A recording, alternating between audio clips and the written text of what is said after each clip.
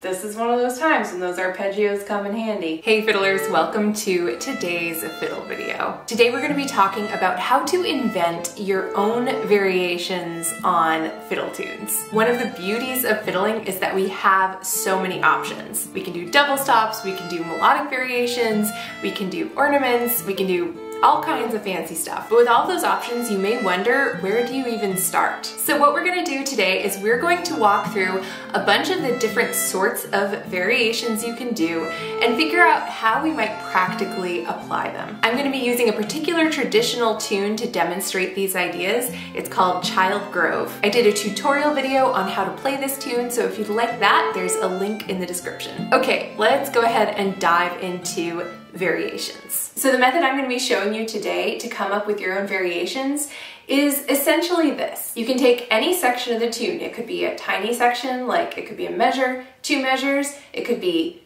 a quarter of the tune, a half the tune, or the whole tune. And then you can go through all the different types of variations you can imagine and see where they might fit into that part of the tune. So let's start out with the A part of the tune, and here's how it would sound if you just played the normal tune. 1, 2, 3, 4.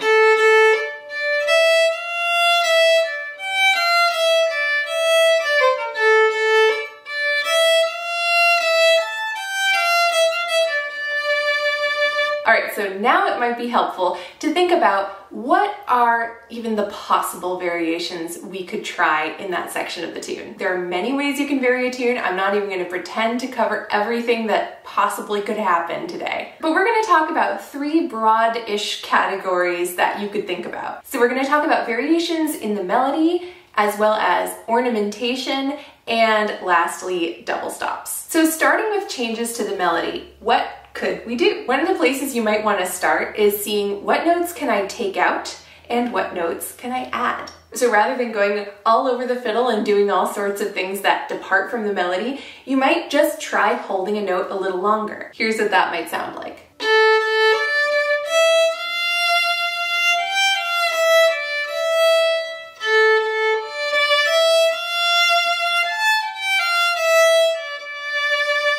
The other thing we could do is we could add in some notes. So maybe something like this.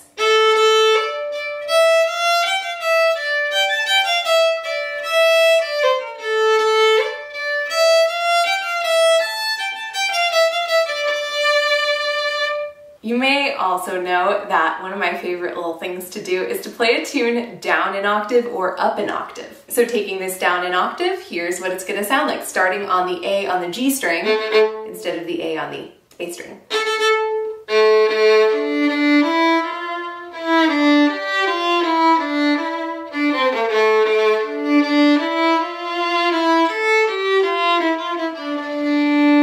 Another melodic variation you can try is look for places where you could include an arpeggio in the tune. This is one of those times when those arpeggios come in handy. So let's look through this A part and see if there are places where we could play maybe the arpeggio for the chord that might be played at that part of the tune. Can also help to have a chord chart, but it's not necessary.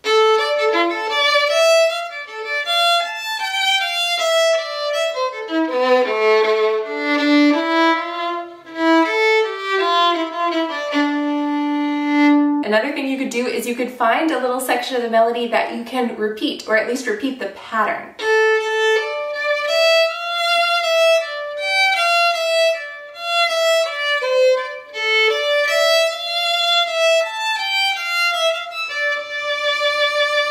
So right there, I took a little 4-note descending scale and I did another 4-note descending scale right after it, but starting 1 whole step lower. All right, we'll leave it there for today for melodic changes. Let's get into ornamentation. I won't get into detailed descriptions of all these ornaments today, but let me know if you would like a little bit more depth and maybe a future video can cover that. The first ornament we're gonna try adding is just a little grace note. Grace notes are kind of just these quick little notes that happen quickly. So if your principal note, for example, is your second finger, low second finger on the A string, then you could play a grace note starting above that note, your third finger to your second finger.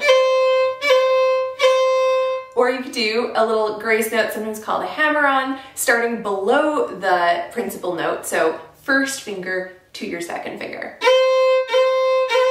Let's try adding some grace notes that start above the notes in the A part.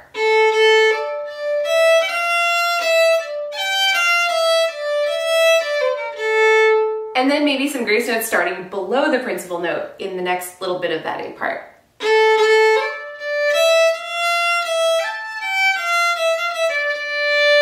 You could also do something that you might call a mordent, where you play really quickly the principal note, a note above, and then back to the principal note. So, for example, 2, 3, 2.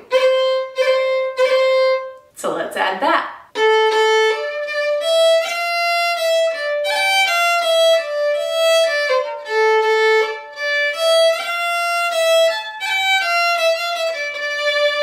You could also do a waterfall. So if you're going from a note down to a note below, you put 2 quick grace notes between them. So for example, if you're going from your second finger to your first finger, you put 2 quick grace notes between that. You go 2, and then the grace notes are 3, 2, and then to the note below.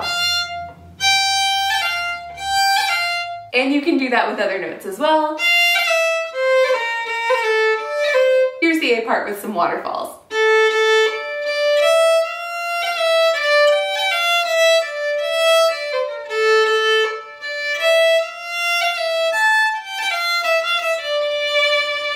You could also try adding some slides. So starting slightly below the note and going up to it, or starting on the note and sliding away from it to the next note. For example.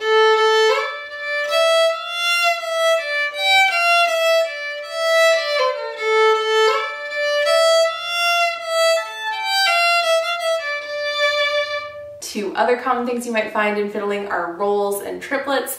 You could try those as well. Some ornaments work better for some tunes than others. Lastly, let's look at double stops. Double stops are when you're playing 2 notes at a time with your bow. Maybe the simplest way to do this would be to just play the melody and see if an open string below the melody sounds good along with the melody.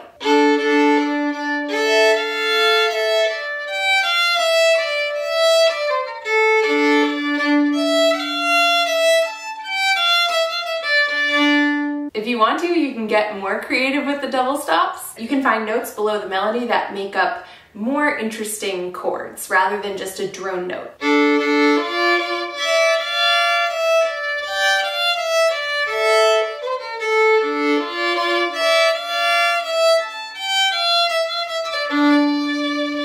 So that's just an idea of how you might take one part of a tune and try all these different variations on it, just going through all the different categories, sort of. That might be a good place to start, but I also think that one of the best methods can be just play a tune a bazillion times and have fun with it. Once you've got an idea of what kinds of variations are out there and you've tried them a few times, they may just come right out of your fingers. I'd also say it's really helpful to listen to your favorite fiddlers. Chances are they have some really cool variations up their sleeves, and you can try and figure out what are they doing. And then you could try applying that to other tunes. One last quick tip, if you're working with someone who is playing chords, you want to make sure that you're coordinating your variation with the chords they're playing. So essentially just make sure that whatever fancy stuff you've come up with is going to sound good with those chords. Alright fiddlers, that does it for today's fiddle video. I hope you enjoyed it. If you'd like a video tutorial on the tune that I used to demonstrate these ideas, you'll find a link for that in the description. You'll also find a link to my Patreon where you can find sheet music and practice tracks for